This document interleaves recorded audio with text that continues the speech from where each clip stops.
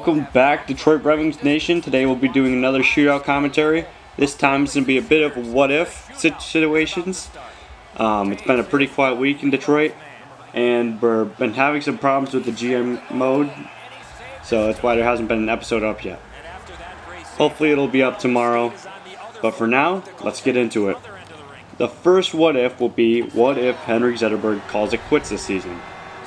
For the pros, it opens up a roster spot for a young player to come up. Another one would be it opens up a lot of cap space so we can sign Larkin for a long-term deal. And the Red Wings get younger. Red Wings have a lot of older players. They're one of the oldest teams in the league, even though we're on the rebuild. Which doesn't make sense, but we really need to get younger. Now the cons, we lose our leader and a legend. A living legend. Henrik Zetterberg is 60 points away from 1,000 points, I believe, somewhere around there. No, it's 40 points, I'm sorry. And he's been just carrying our team. He carried our team 2 years ago. He had the most points, and he was pretty close to having the most points this year too. He was second only to Larkin.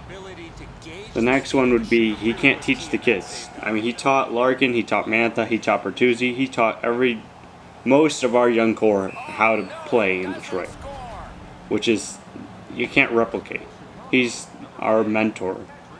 And if I hope to see Zadina play next season, I hope it's with Zetterberg.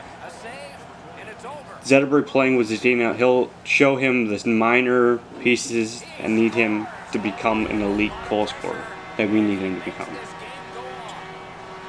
Personally, on this situation, I would mind seeing him retire.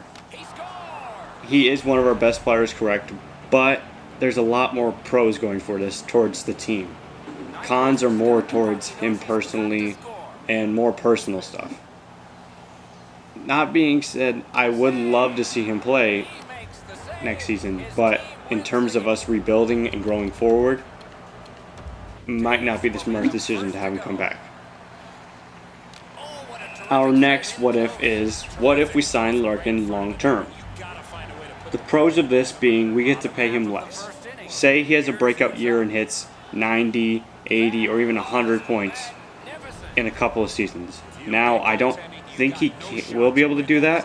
I want him to for sure. But either way, I would rather pay him for his 60 season for a lot more years than have him break out and then we have to pay him even more in the coming years.